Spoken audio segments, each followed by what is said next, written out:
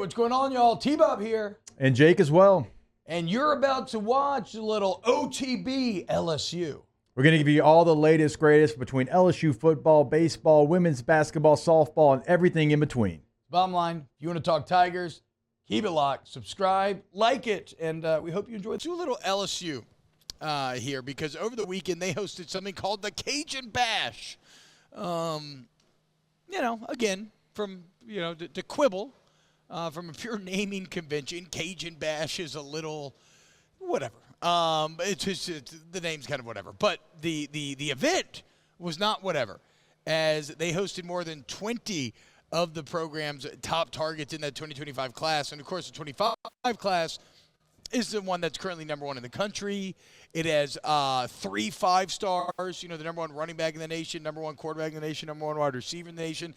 It's got 4 of the top 20 prospects on the on-3 rankings. 8 of the 9 commits are all top 250.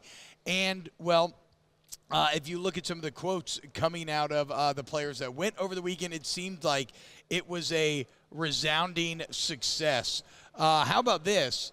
So 2025 4-star Keelan Moses, Dylan Moses' little brother, How funny times can change, saying, quote, "It was a great day on the job." And why he said that is because, he's talking about recruiting for LSU at a time because he's already committed. He's in the boat. Now he's trying to get others to come.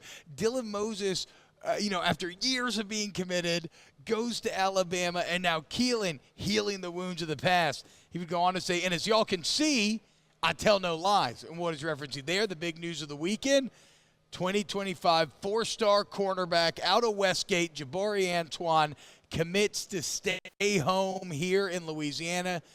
He's the number 2 player in Louisiana, according to On3 rankings.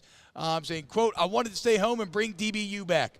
I know I'll be developed for the next level, and I know LSU will provide that for me. It's a great atmosphere. There's nothing like it, nothing like the culture there at LSU. There's nothing like being home in Louisiana."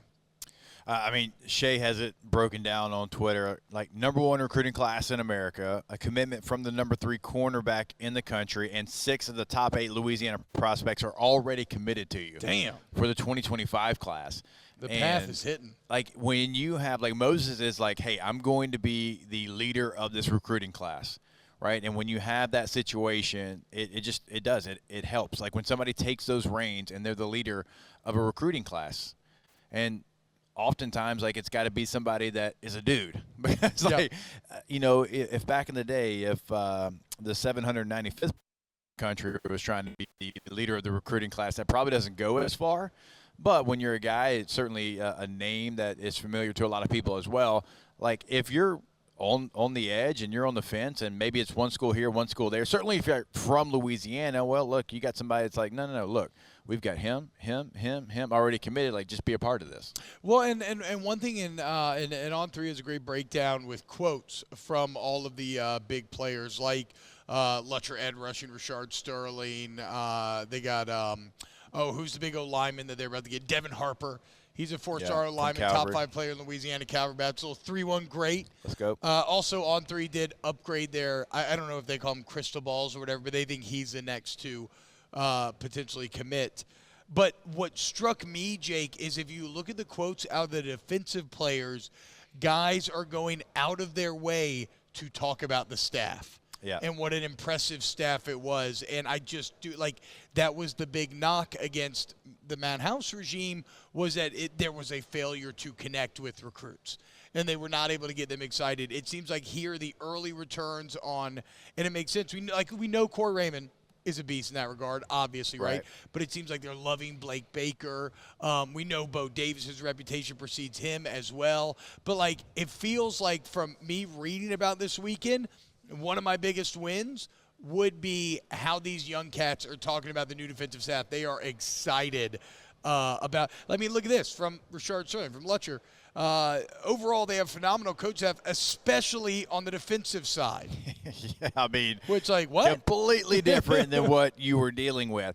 And do you wish it happened sooner? Yeah, sure. But Matt House had a resume, and last year it wasn't awful. In fact, the adjustments were great, but this year it was on and off. the field. Yeah. And that's where it becomes a real issue, okay?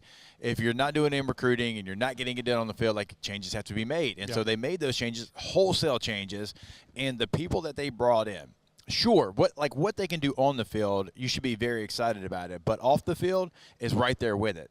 Everybody that they brought in has a strong Louisiana tie, not just a little bit, like play college football here, like Blake Baker did, at Tulane. Then he coached Louisiana Tech. He's been at LSU. Bo Davis, the LSU player, coached at LSU.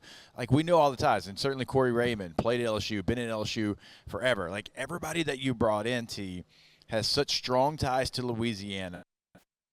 They know exactly what it means to recruit Louisiana, and it is a place that if you do it right, if you specialize in keeping those players in state and they don't go to Alabama, and also, let's call it like it is. Like, let's don't hide from this.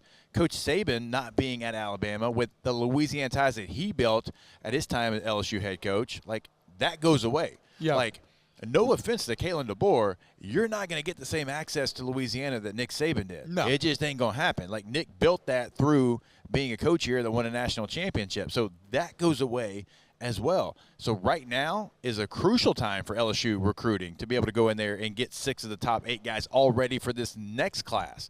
Not the one coming up in February, but the one coming up in 2025. So, like, all those things are working in LSU's favor, and it's good to see them on the recruiting trail sending that message, and that message is hitting. Hey, that ain't us. What you saw on the field last year, we weren't even there, and we're embarrassed as much as you, like anybody was, right? So I think they're doing all the right things that you have to do. This defense this year will be interesting because of some of the deficiencies there, but we'll see. But recruiting and moving forward, you feel really good about it. Wow, Jake, what incredible takes. I mean, those guys, they're just the best. I think so. And if you think so, again, hit the like button, subscribe, ring the bell so you get notifications when we post every single day here on OTB LSU.